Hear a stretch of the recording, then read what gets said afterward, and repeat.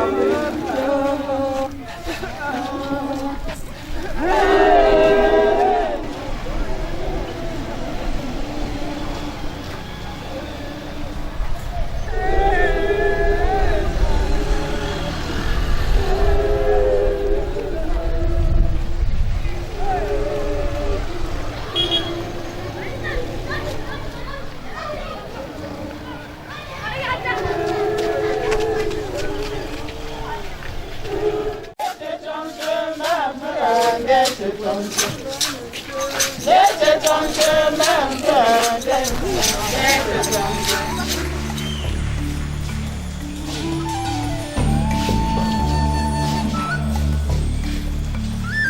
Je suivrai mon Seigneur et mon Maître, sans jamais m'éloigner de ses pas, sans que rien ici-bas ne m'arrête, et sans rien que le chant de sa voix. Tous ensemble. Je suivrai mon Seigneur et mon Maître, sans jamais m'éloigner de ses bras, sans que rien ici-bas ne m'arrête, et sans rien que le chant de sa voix. Je vivrai de bonheur et de grâce, de l'amour que son cœur m'a donné, et que rien ici-bas ne l'efface. C'est le vœu de mon âme assoiffée. Un seul instant auprès de toi, bien les heures et la route, tout pour autant que ce soit toi qui m'accompagne au parvis de ta joie. Je suivrai mon Seigneur et mon Maître, sans jamais m'éloigner de ses pas, sans que rien ici-bas ne m'arrête, et sans rien que le chant de sa voix.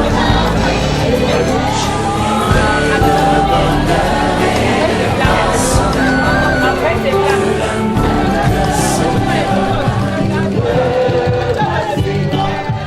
Et du Saint-Esprit, le Seigneur soit avec vous.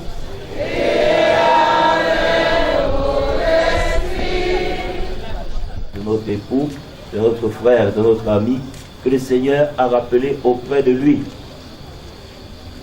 Nous avons foi en l'Église. Et Papa René partageait cette foi. Et c'est au nom de cette foi que nous pouvons prier pour celui que nous avons aimé. Parce que Dieu, Jésus-Christ, notre Seigneur et Sauveur, est le Dieu des vivants et des morts. Il est capable d'agir dans le monde présent comme dans l'autre tombe. Dans l'autre tombe, oui.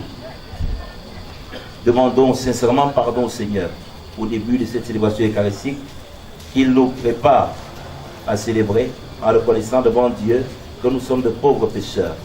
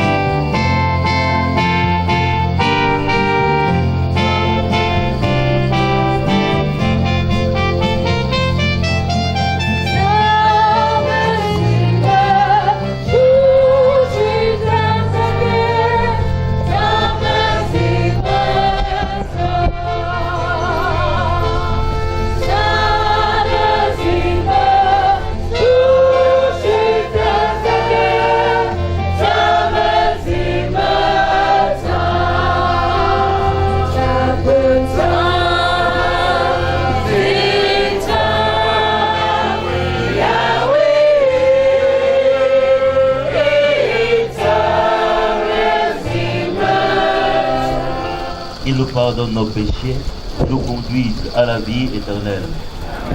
Prions le Seigneur.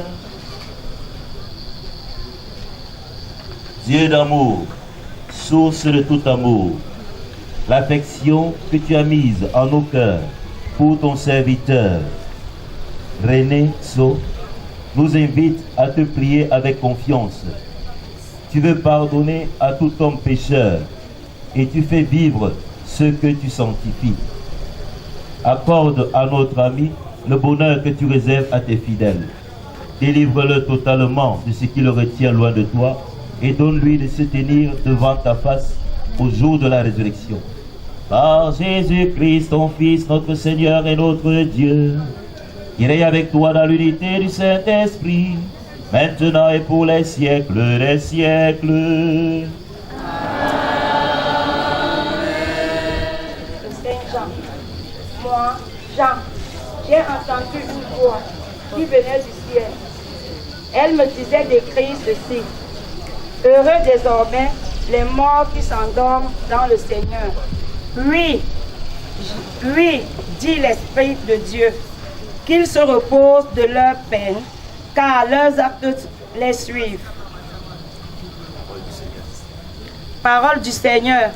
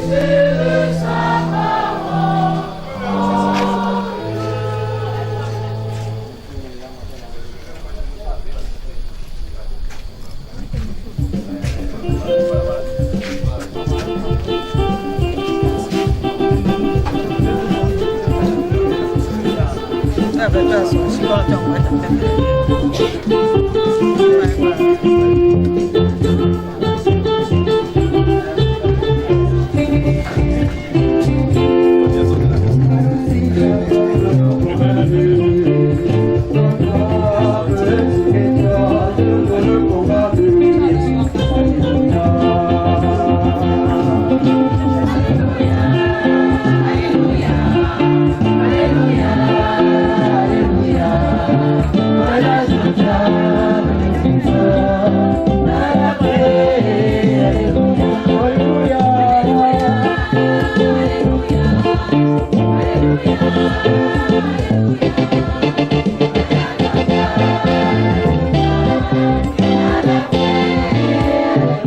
avec vous.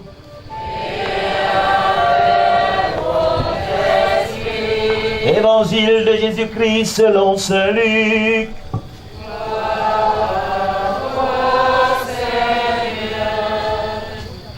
Jésus disait à ses disciples, restez en tenue de service et gardez vos lampes allumées. Soyez comme des gens qui attendent leur maître à son retour des noces pour lui ouvrir dès qu'il arrivera et frappera à la porte. Heureux les serviteurs que le maître, à son arrivée, trouvera en train de veiller. Amen, je vous le dis. Il prendra la tenue de service, les fera passer à table et les servira chacun à son tour.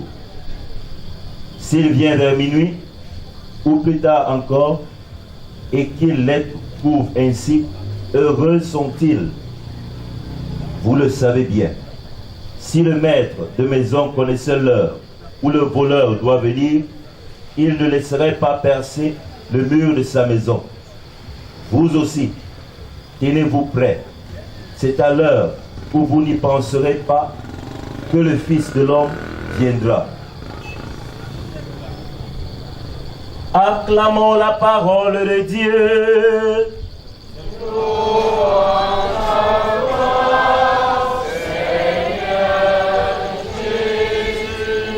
Difficile pour un prédicateur de prendre la parole quand il s'agit d'un malheur. On peut dire comme ça, d'un deuil. C'est toujours très difficile pour un prédicateur de prendre la parole. Quand il faut consoler, raviver l'espérance, redonner confiance, redonner goût de vivre dans des circonstances pareilles, ce n'est pas évident. On aimerait bien être là où on fait la fête, là où il n'y a pas à se tracasser pour faire naître cet espoir, pour vivre. Mais aujourd'hui, j'ai envie de dire que ce n'est pas trop une peine pour moi de prononcer cette homélie. Ce n'est pas trop une peine. Je pèse mes mots et vous allez comprendre après. La lecture que j'ai choisie pour cette célébration, la première lecture, heureux les morts, heureux ceux qui meurent dans le Seigneur, car leurs actes les suivent. Un seul verset. Un seul. Apocalypse 13, verset 14. Rien que cela. Et pourquoi est-ce que j'ai choisi cela? Je peux dire que Papa René, dont nous célébrons aujourd'hui les funérailles, j'ai eu la chance, l'opportunité de le servir comme prêtre. J'ai été abordé un matin par une de ses filles qui avait manifesté le désir d'accompagner le papa dans sa maladie. Ça n'arrive pas tous les jours. On peut avoir des parents qui ne sont pas en santé et des enfants qui s'en foutent. Ça arrive. Mais ce n'était pas le cas. La famille s'est mobilisée pour porter cette assistance au papa. Et ce jour, on lui a donné l'onction des malades. Et je me rappelle un papa bien âgé, mais qui me parlait très bien français. Très bien français. Le temps d'échanger un peu, ce qui arrive rarement, les documents, on les garde quand on a des diplômes, on les garde bien. Mais en ce qui concerne les documents d'église, en général, on s'en fout. On ne se rappelle même pas où se trouve notre carte de baptême. Premier indice qui m'a marqué, chez Papa René, c'était ça. Sa carte de baptême, il l'a. Il l'avait. Il est baptisé depuis, regardez. Regardez la date.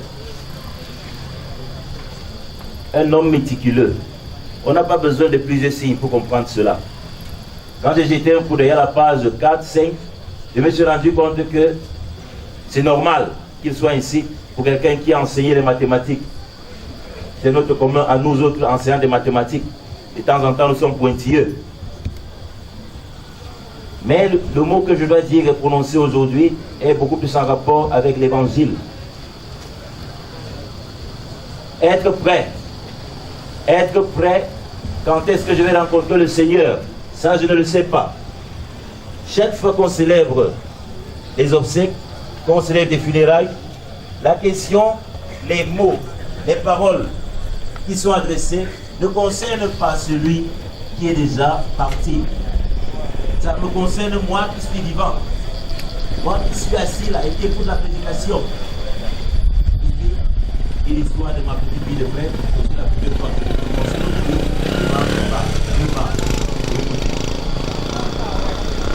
coïncidence ou coïncidence, mais je ne sais pas. Quelqu'un là a certainement besoin d'entendre cette bonne nouvelle. Et la bonne nouvelle, c'est laquelle? Tu vas mourir.